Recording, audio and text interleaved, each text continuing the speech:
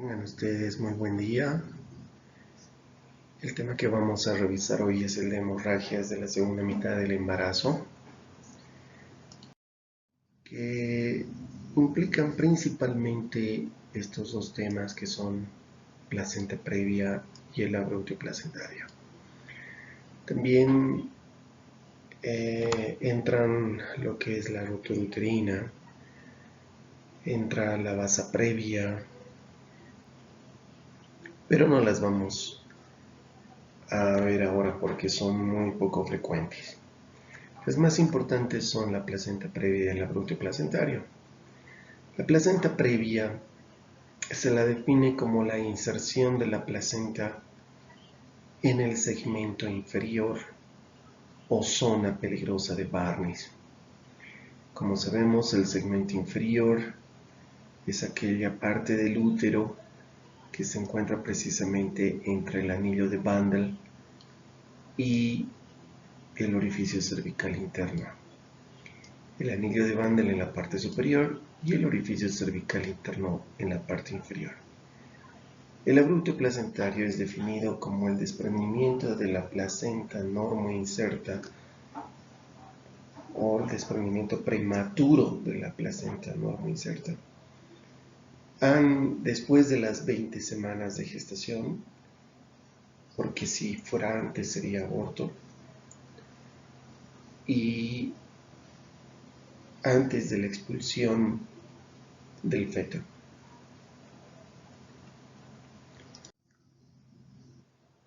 En la etiología de la placenta previa tenemos, por ejemplo, a las cirugías previas uterinas, y acá incluimos las cesáreas, las cirugías que podíamos haber realizado por miomas uterinos o porque ha habido algún tabicamiento uterino. Toda cirugía uterina previa puede producirnos una placenta previa. La multiparidad, porque en regla general la placenta tendría que insertarse en la parte baja del útero y no en el fondo uterino, como normalmente lo hace, por desgaste del endometrio. Y la multiparidad produce eso. Ya ha sido utilizado tantas veces el fondo uterino que la placenta busca una parte baja para poder insertarse y tener una buena nutrición. El embarazo múltiple, porque no todos, pero una buena proporción de los embarazos múltiples tienen varias placentas. Un embarazo gemelar, por ejemplo, bicoreal biamniótico, obviamente si una placenta se inserta en el fondo, la otra placenta del otro feto se va a insertar abajo porque no tiene más espacio. La presencia, los antecedentes de abortos que van seguidos de legrados y ameos recurrentes desgastan el endometrio y por lo tanto también la placenta busca partes bajas para su inserción. La endometritis y los antecedentes de restos placentarios también pueden alterar un endometrio funcionalmente sano y la placenta buscar un endometrio en la zona baja del útero. En cuanto a la etiología del abrupto placentario, tenemos la hipertensión en todas sus formas, desde la hipertensión inducida por el embarazo agudo, de las preeclampsias, hipertensiones crónicas con sintoxemia. Traumatismos, de los traumatismos ya sean los directos, que son los que están relacionados directamente a la zona abdominal gestante del útero, desprendiendo de esta forma por el golpe la placenta, o indirectos como cuando una paciente se cae sentada y ese golpe produce un desprendimiento de la placenta. Todo lo que nos pueda producir sobredistensión uterina, y en sobredistensión uterina tenemos causas fetales como la macrosomía fetal, los embarazos múltiples por sobredistensión. Tenemos, por ejemplo, a los uterinos como miomas gigantes, Tenemos a los ovulares como el polidramnios, por ejemplo. Una conducción no controlada, una mala conducción con oxitocina no controlada puede llevarnos a una hipertonía, y la hipertonía puede traducirse en abruptio placentario. Una rotura prematura de membranas, por ejemplo, por una descompresión brusca del útero, se rompe la bolsa, sale bruscamente el líquido amniótico y succiona, tracciona la placenta y la desprende. Eso para darles unos ejemplos. El diagnóstico diferencial lo vamos a hacer principalmente entre los dos, que son placenta previa y aborto placentario. Pero para poder saber cómo diferenciar entre ambos, tenemos que saber qué características tiene cada una de ellas. La placenta previa se caracteriza por no tener dolores indoloro. El tono uterino es normal y por lo tanto nos permite hacer maniobras de Leopold. Por lo tanto, podemos saber en qué presentación está el feto, en qué posición y situación. Una placenta previa, como está insertada la placenta en la parte baja, no va a permitir que el polo cefálico se acomode normalmente en la parte cefálica en relación al estrecho superior, sino que el polo cefálico va a estar arriba. Entonces, normalmente, una placenta previa se presenta como un feto podálico.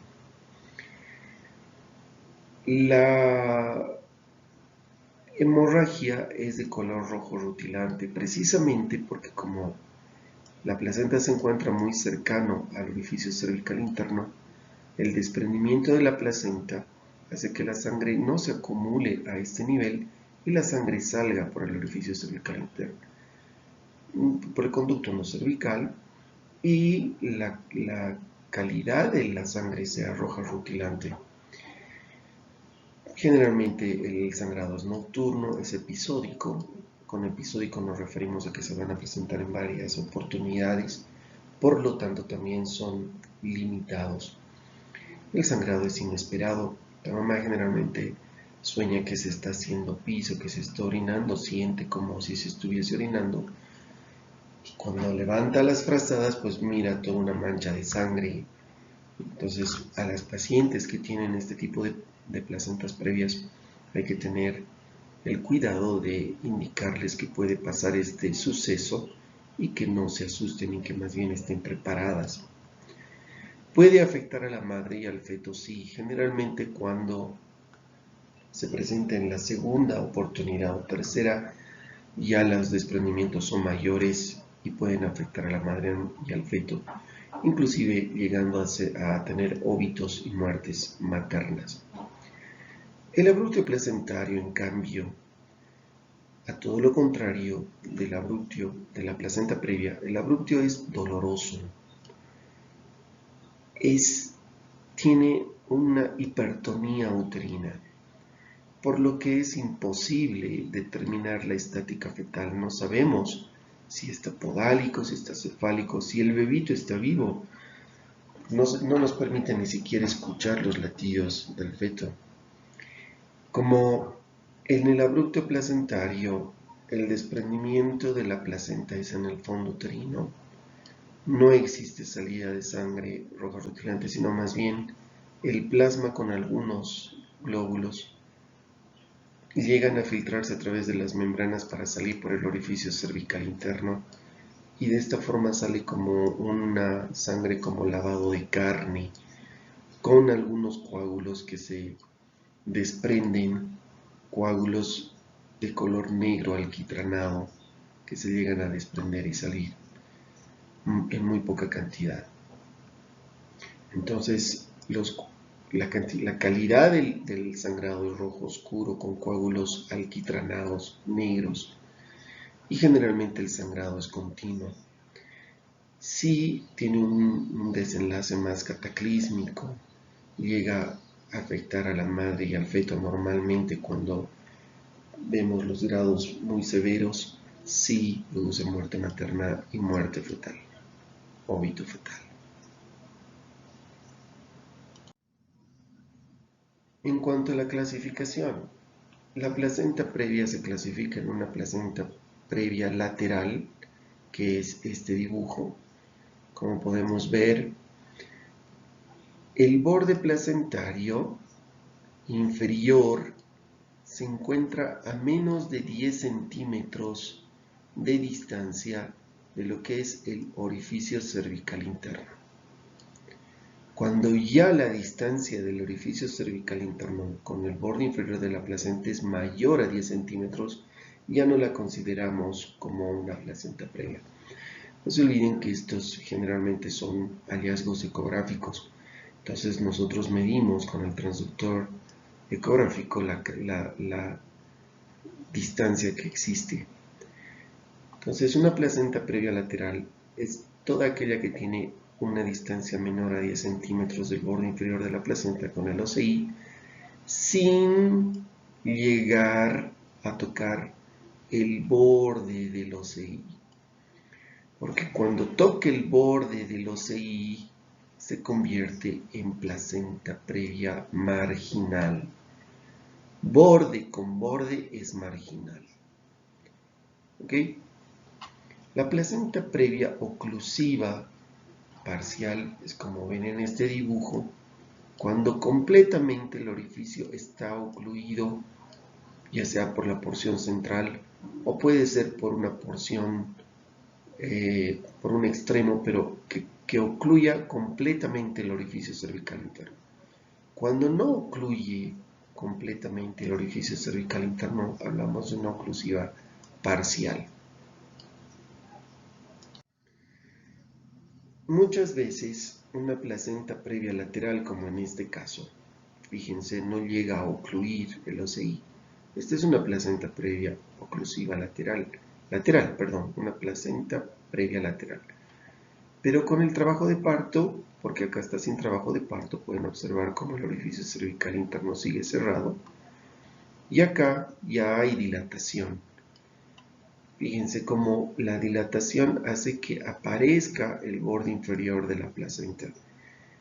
Y es por eso que en las marginales y en las laterales que se insertan muy cercanas al OCI sin llegar al margen, aparece la placenta y da la impresión de que se tornasen parciales, oclusivas parciales. Es por eso que muchos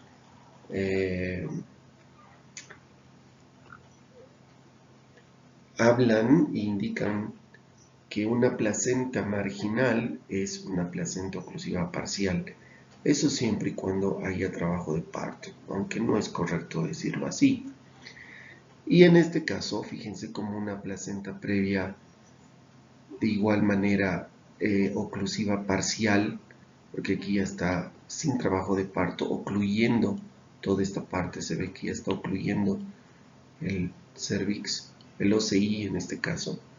Con dilatación ya aparece de igual forma como en este caso la placenta y se llega a tactar el colchón placentario. No se olviden que el tacto en el trabajo de parto está contraindicado, porque al hacer nosotros el tacto podemos desprender y producir hemorragia profusa.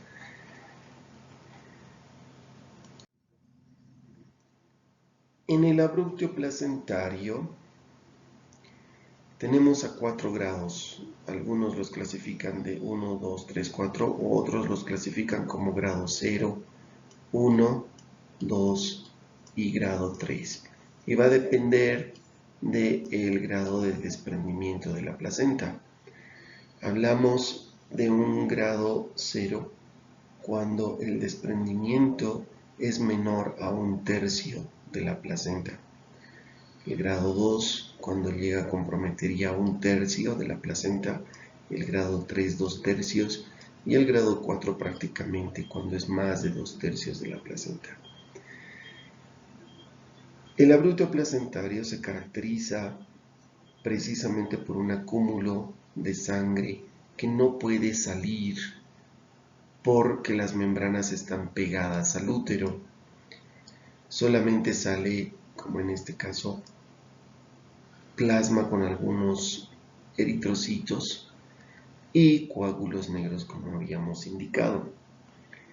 Esta acumulación de sangre hace que este hematoma retroplacentario empiece a infiltrarse al útero, produciendo precisamente el útero de Cuvier, que es el útero atigrado por las sufusiones hemáticas, edema y necrosis, lo que causa una necrosis del músculo uterino y pierda toda su capacidad contráctil. Ese es el útero de Cuvier. Entonces, prácticamente cuando nosotros entramos a la cesárea y vemos que todo el útero está con sufusiones, cuando sacamos la placenta y el bebito óbito, generalmente vemos que este útero queda como un trapo, no puede contraerse, entonces termina haciéndose una histerectomía. Este hematoma que está acá y que causa irritación por la infiltración de este hematoma, de esta sangre hacia el músculo uterino, hace que el útero se contraiga como mecanismo de defensa, lo que produce la hipertonía y el dolor. Eso explica por qué hay hipertonía y por qué hay dolor en el abruptio y no así en la placenta previa. La clínica ya la hemos revisado, el diagnóstico de placenta previa, como ustedes saben, es ecográfico. El abruptio es más clínica que ecográfico, pero algunos abruptios placentarios, sobre todo el grado 0 y el grado 1, se los puede hacer el diagnóstico solamente a través de la ecografía. El tratamiento va a depender mucho de si la placenta previa se presenta, por ejemplo, en un embarazo a término o en un embarazo pretérmino. En un embarazo pretérmino, en ambos casos, se valora el grado en el que se encuentra y si se puede esperar, se da la maduración pulmonar en ambos casos, ¿no? Controlando que los grados en el abrupto placentario no avancen. En el caso de la placenta previa, generalmente se espera hasta las 37 semanas y si es una marginal, parcial u oclusiva total, se realiza cesárea. La lateral se realiza cesárea siempre y cuando la placenta esté muy cerca al orificio cervical interno. Pero si la placenta está 4, 5, 6 o más centímetros por encima, a lo mejor no tiene sangrado y puede ir a parto. Es la única que iría a parto. Entonces, cuando ingresa una paciente con diagnóstico de placenta previa lateral con trabajo de parto, nosotros lo que vemos es si la paciente sangra, entramos a cesárea. Si la paciente no sangra, termina en parto. En el abrupto placentario,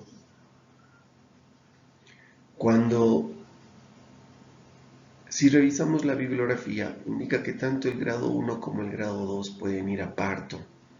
Inclusive se puede utilizar oxitocina y ayudarnos con una conducción. Mientras que el grado 3 y el grado 4 es privativo de la cesárea.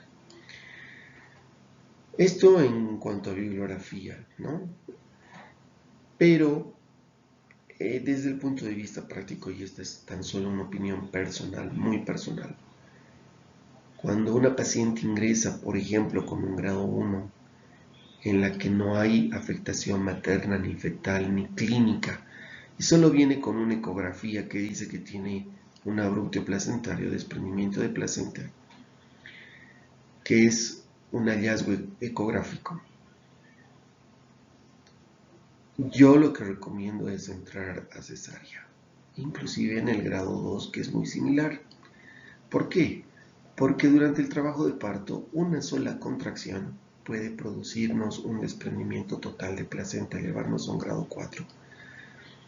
Y una paciente que ingresa inicialmente con muy buenos signos vitales, con un bebito que está vivo, termina en un grado 4 con útero de Cuvier, histerectomía, óbito, insuficiencia renal a mamá y un montón de problemas que pueden ser después problemas legales para el médico. Entonces lo mejor es no correr riesgos y entrar a cesárea para evitarse este tipo de problemas. En cuanto a las complicaciones, ambos pueden terminar con anemia, desde leves, severas a moderadas, pueden terminar con shock y muerte, pueden terminar con óbitos fetales, ambos. La placenta previa generalmente puede tener como complicaciones un acretismo placentario porque las inserciones en el segmento inferior no tienen el espesor muscular ni el adecuado, muchas veces endometrio para una buena nutrición, y lo que hace la placenta es unirse, pegarse más al segmento inferior y producir acretismo.